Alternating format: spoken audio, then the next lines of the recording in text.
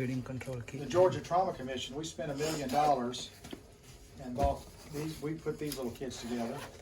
I think out of 2,200 schools, there might be 50 we hadn't trained or something, but they're on the launching pad.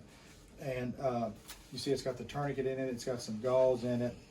It's got some gloves, a little marker to write on here. Very simple stuff. Very simple stuff. Just if you buy one off just make sure you get one with the right. Don't get a cheap tourniquet. Don't, there's some fake. We have courses here. It's not like an ATLS course with big long tests and stuff. It's just get it in the wrong place and it not do any good. Okay.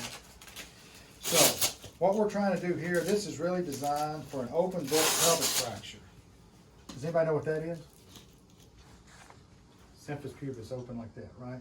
So if that's open, I've ripped all of those veins down in the pelvis, in the retroperitoneum, and they want to bleed. So I've gone from a pelvic space like that to a pelvic space like that. I can put more blood in there. So then it narrows the space, tamponades the bleeding, and the patients do better. So around them, it's not an abdominal binder. So if it's up on the abdomen, sure. I'm not going to cut this one today because I got to use it again. Oh dear.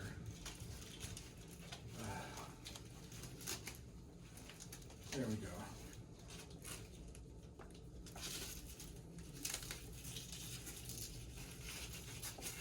All right, so we put it under their knees, and we're just gonna slide it up, seesaw back and forth like this until I get it up right about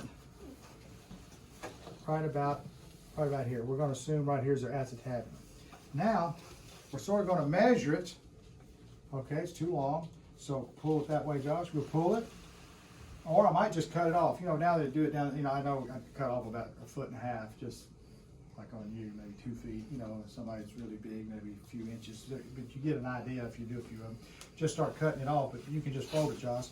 So when we get it like this. It shouldn't hurt anything to fold it like that, though, should it? It shouldn't, but it's just more redundancy, And so you just cut it off. It fits a little better. That's what I'm trying to say. So then these Velcro straps, I'm going to put this on here like this. Now you notice if I were doing it in this patient, you don't want that, okay? Because when I pull this down like this and tighten it up, this thing's going to do it. You sort of want this in the center, okay? So basically just get it adjusted. Right now we're just going to, you want it sort of adjusted like that. And now when I pull it tight, and see when it starts crinkling up, Davey, if I've got more stuff under here, there's not a lot of room under there. And see, see how that's folded back? I don't get as good a compression. So it's better to trim it and make it fit snug. And then this doesn't have to be kissing. You just, if that gets it sort of snug, you're in good shape. And then you lock that down, and you're good. And get an X-ray and see if you've got reduction. Now on the turning to where it's about that wide, just like the width of that, and then put the sheet under them and slide it up, work it up till you get it here, and just bring it over, pull on it just like you're tying your shoelaces, and just tighten a knot, okay? And you have a big old knot right here, again, making sure you get it down on the greater trochanters and get an X-ray.